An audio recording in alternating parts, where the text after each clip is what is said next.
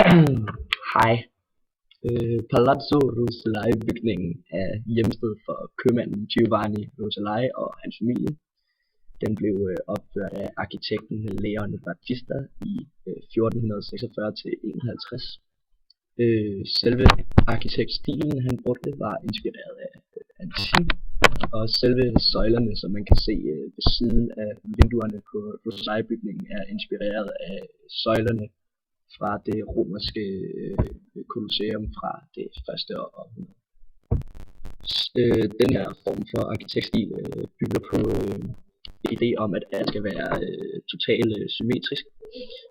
Alt skulle nøje fastlægges og planlægges ud fra etagerne. Alt skulle have en bestemt højde i forhold til bredden af vinduerne og bygningens længde.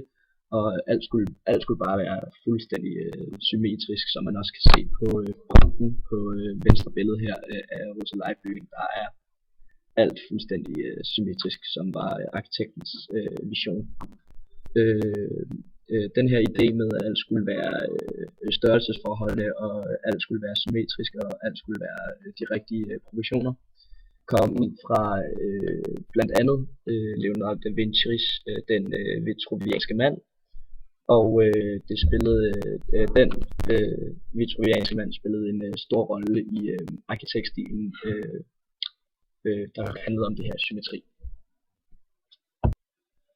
Ideen med den her form for kunst var, at harmonien og symmetrien og enkelheden og regelmæssigheden og balancen, det skulle være udregnet og afstemt efter matematiske og geometriske love, ligesom den vitruvianske mand.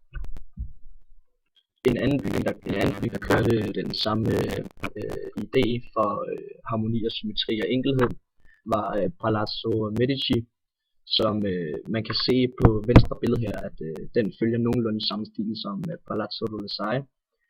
Indvendigt der kan man også se selve symmetrien bag, at alt skal være samme størrelse, alt skal have fuldkommen symmetri. Samme stil og præcis samme arkitektstil som Palazzo Rucellai. Sidste bygning er Palazzo Strozzi, som udenpå igen ser man minder rigtig meget om Palazzo Medici, og Palazzo Strozzi var også inspireret af Palazzo Medici. Det kan man også se på højre billede. Kigger man på det indvendige af bygningen, ser man, at den var tydeligvis inspireret af Palazzo Medici. Igen ser man det symmetriske og selve enkelheden og stolperne, som der blandt andet er inspireret af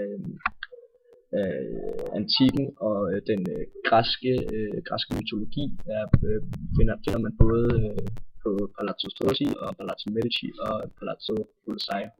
De var alle sammen en del af det her.